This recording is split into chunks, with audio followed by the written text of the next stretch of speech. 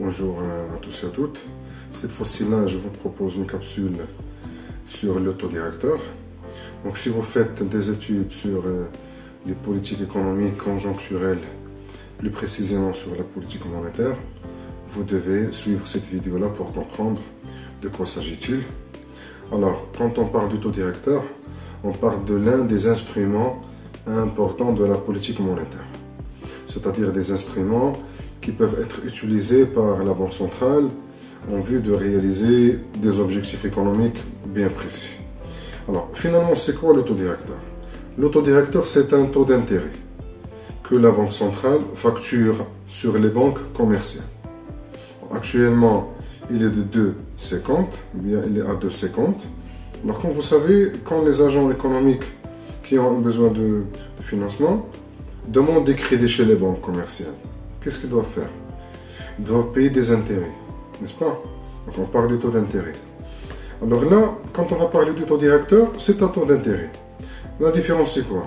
C'est que avec le taux directeur, ce sont les banques commerciales qui payent les intérêts à la Banque centrale.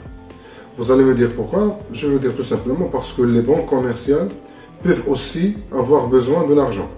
Donc ils peuvent à un moment donné demander du financement chez la Banque centrale.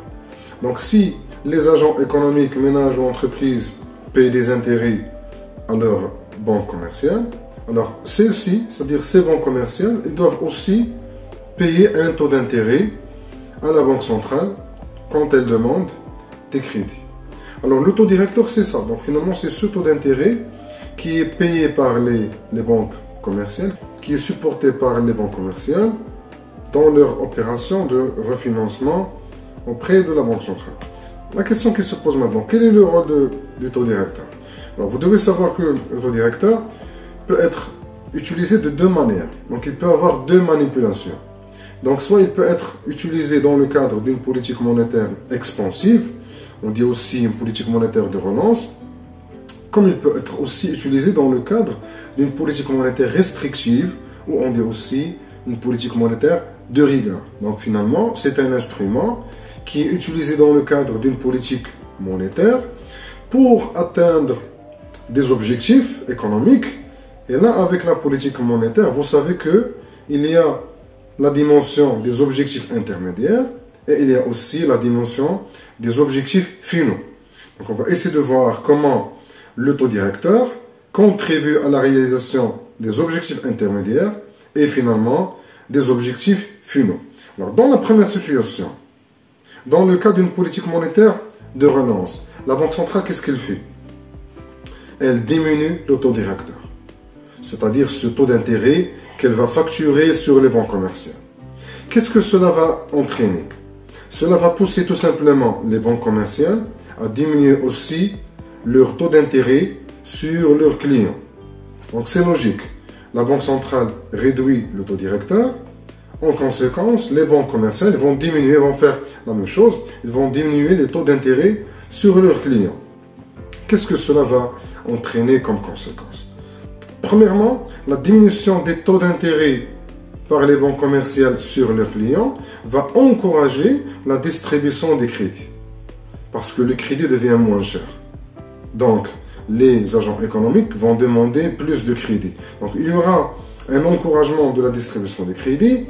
Qu'est-ce que cela va entraîner? Si les crédits sont distribués en grand nombre, bien en grand volume, cela permettra de stimuler la demande globale des agents économiques. Comme vous savez, quand la banque distribue un crédit à un ménage par exemple, ce ménage-là, avec ce crédit-là, c'est un pouvoir d'achat avec lequel il peut consommer, il peut acheter, donc sa demande va augmenter. Donc, la Banque centrale, lorsqu'elle diminue le taux directeur, elle veut que les banques commerciales diminuent aussi leur taux d'intérêt sur leurs clients. Là, c'est un objectif intermédiaire de la politique monétaire. Et si les banques commerciales diminuent leur taux d'intérêt sur leurs clients, cela va permettre, premièrement, d'encourager la distribution des crédits. Ensuite, cela permettra de stimuler la demande globale.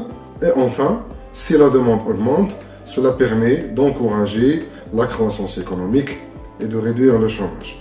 Comme vous savez, la demande est un facteur favorable qui permet d'encourager les investissements. Donc si on arrive à stimuler la demande, ça permettra certainement de favoriser la croissance économique et de réduire le chômage. Là, c'est l'objectif final, dans ce cas-là, de cette politique de relance.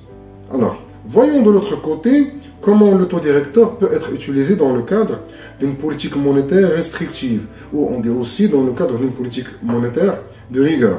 Alors cette fois-ci, qu'est-ce que va faire la Banque centrale? Elle va décider d'augmenter le taux directeur, comme la dernière décision qui a été prise par le Conseil de Banque Maghreb lorsqu'il a décidé d'augmenter le taux directeur de 2% à 2,50%. Donc, l'augmentation du taux directeur, qu'est-ce qu'elle va entraîner comme conséquence? Donc, premièrement, c'est une décision qui poussera certainement les banques commerciales à augmenter leur taux d'intérêt. C'est normal, c'est automatique. Si la Banque centrale facture sur les banques commerciales un taux directeur plus élevé, certainement les banques commerciales ne vont pas supporter cette hausse. Ils vont répercuter cette hausse au niveau des taux d'intérêt qu'ils vont facturer à leur tour sur leurs clients. Donc les ménages et les entreprises doivent supporter des taux d'intérêt plus élevés. Qu'est-ce que cela va entraîner?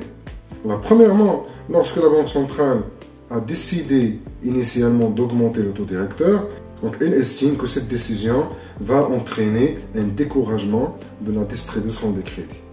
Parce que comme on vient de voir, les taux d'intérêt qui seront facturés par les banques commerciales sur leurs clients, ils seront aussi plus élevés. Donc les agents économiques vont demander moins de crédits. Donc il y aura un découragement de la distribution des crédits. Qu'est-ce que cherche la Banque centrale derrière cela? Donc elle veut tout simplement freiner la demande. Elle essaie de limiter la demande des agents économiques. Donc décourager la distribution des crédits pour essayer de freiner un peu la demande des agents économiques. Et l'objectif final, c'est quoi? C'est la lutte contre l'inflation. Parce qu'on cherche ici à stabiliser les prix et donc à maîtriser le niveau de l'inflation. C'est l'objectif final de cette politique monétaire. Donc, comme vous voyez, donc, pour le taux directeur, il peut être utilisé de deux façons.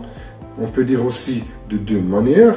Donc, une première manipulation, il peut être utilisé dans le cadre d'une politique monétaire de relance, c'est-à-dire pour essayer finalement de favoriser la croissance économique et de réduire le chômage, comme il peut aussi être utilisé dans le cadre d'une politique monétaire de rigueur, lorsqu'elle va décider, bien sûr, la Banque centrale d'augmenter le taux directeur. Cela permettra, en fin de compte, de freiner la distribution des crédits, de limiter la demande des agents économiques et donc de lutter contre l'inflation et de stabiliser ainsi les prix. C'est l'objectif final dans ce cas. Voilà, donc on a fini avec le taux directeur. On se donne rendez-vous très prochainement pour voir comment fonctionnent les autres instruments de la politique monétaire. Merci pour votre attention.